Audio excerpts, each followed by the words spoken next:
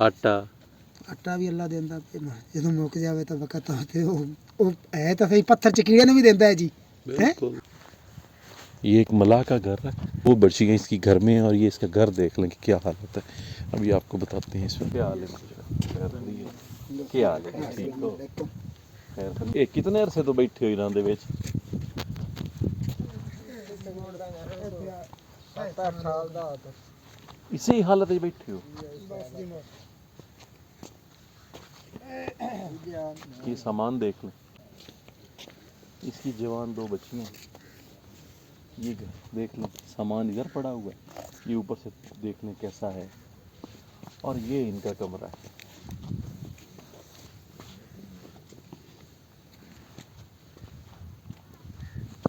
लोग कहते हैं हम सैलाब से निकल गया पंजाब, ये असल सैलाब है। किचन भी देख लें इनका, कुछ किचन, बिजली का तो कॉन्सेप्ट ही नहीं है। ये रखी हुई है इन्होंने प्लेट, ये भी देख लें, ये टूटी हुई है, ऐसे इस्तेमाल कर रहे हैं किसी इसको। एक भैंस है इनकी, आ जाओ ਅਲਹਮਦੁਲਿਲਾ ਉਹਦੀ ਜ਼ਾਤ ਦਾ ਲੱਖ ਲੱਖ ਸ਼ੁਕਰ। अपनी जा आई या ਇੱਥੇ ਜੀ ਆਪਣੀ ਕੋਈ ਨਹੀਂ, हाँ ਇੱਥੇ ਬਸ ਕੋਈ ਕਿੱਲਾ ਡੇਢ ਮਤਲਬ ਹੈ ਮੁਸਤਾਦਰੀ ਮਸਤੂਦਰੀ ਆ ਠੇਕੇ ਤੇ ਜਾਂ ਮਤਲਬ ਹੈ ਹਿੱਸੇ ਉਸੇ ਤੇ। ਇਹ ਮੇਰੀ ਇੱਥੇ ਮਤਲਬ ਹੈ ਆ ਕੋ ਆਵੇ ਦਾ ਪਿਆ ਫਸਲ ਮੇਰੀ ਇੱਥੇ ਕੋਈ ਕਿੱਲਾ ਡੇਢ ਹੈ ਬਸ। अच्छा किला डेट ਇਹ ਵੀ ਆਪਣਾ ਰਾਖੀ ਤੇ किहदे कोल लई होई है? ਇਹ ਜੀ ਇੱਥੇ ਅੰਜਰਾ ਆਏ ਨੇ ਉਹਨਾਂ ਕੋਲ। अच्छा अंजरा ਅੰਜਰਾ ਦਾ ਰਕਬਾ ਮੇਰਾ ਰਕਬਾ ਨੇ, ਅੱਲਾ ਦਿੰਦਾ ਪਿਆ ਸ਼ੁਕਰ ਇਹਦੀ ਦਾ। ਥੋੜਾ ਦੇਵੇ ਘਣਾ ਦੇਵੇ ਸ਼ੁਕਰ ਤੇ ਅਲਹਮਦੁਲਿਲਾ। दूध कितना हो ਜਾਂਦਾ ਮਾਝ ਦਾ? ਮਾਝ ਦਾ ਦੁੱਧ ਬਸ ਕੋਈ 2 ਕਿਲੋ 1.5 ਕਿਲੋ ਦਿੰਦੀ ਹੈ ਜੀ।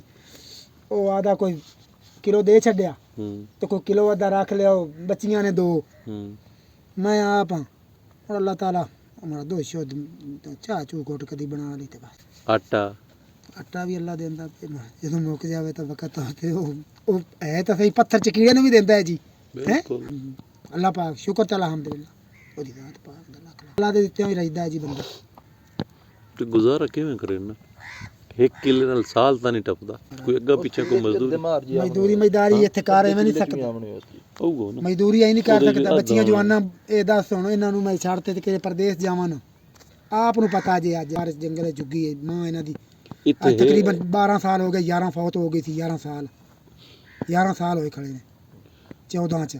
ਕਿੱਥੋਂ ਠੀਕ ਆਏ ਪਹਿਲੇ ਕਿਸੇ ਇਲਾਕੇ ਤੋਂ? ਪਹਿਲੇ ਅਸੀਂ ਇੱਥੇ ਮਤਲਬ ਅਸੀਂ ਵਾੜੀਆਂ ਛੜੀਆਂ ਲਾਉਂਦੇ ਸਾਂ ਜੀ। ਇਸ ਦੋਧੀਆ ਆ ਕੇ ਲੈ ਵੰਦਾ ਆ ਦੋਧੀ ਆ ਜਾਂਦੇ ਨੇ ਮੁੜ ਜਿਹੜਾ ਆ ਗਿਆ ਦੇ ਛੱਡਿਆ। ਆ ਇੱਕ ਮਾਝੇ ਕੀ ਪਾਂਦੀ ਸ਼ਾਂਦੀ ਮੁੜ ਕਿਤੇ ਦੇ ਟਰੱਕ ਸ਼ਾਪ ਕਰ ਲਿਆ ਬੱਚੀਆਂ ਕੁੜੀਆਂ ਉਸ ਕਮਾਨ ਦੀ ਹੋ ਔਰ ਉੱਤੇ ਬਾਣਾ ਹੋਇਆ ਹੀ ਵਾਂਝ ਨਹੀਂ ਸਕਦਾ। ਘਰ ਵੀ ਕੋਈ ਨਹੀਂ ਹੋਇਆ ਜੀ। ਤੈਨੂੰ ਪਤਾ ਆ ਬੰਦਾ ਜਿਹੜਾ ਗਰੀਬ ਹੈ ਨਾ, ਬੱਚਿਆਂ ਦੇ ਕੰਮ ਵੀ ਮੁੜ ਤੈਨੂੰ ਪਤਾ ਨਹੀਂ ਬਾਵਣ ਉਹ ਵੀ ਭਾਵੇਂ ਥੋੜਾ ਹੋਵੇ ਜਾਂ ਘਣਾ ਹੋਵੇ, ਕੋਈ ਗਰੀਬ ਹੋਵੇ ਜਾਂ ਕੋਈ ਅਮੀਰ ਹੋਵੇ, ਤਾਂ ਵੀ ਮੁੜ ਬੜੀ ਮਜਬੂਰੀਆਂ ਵੀ ਹੁੰਦੀਆਂ ਨੇ ਜੀ।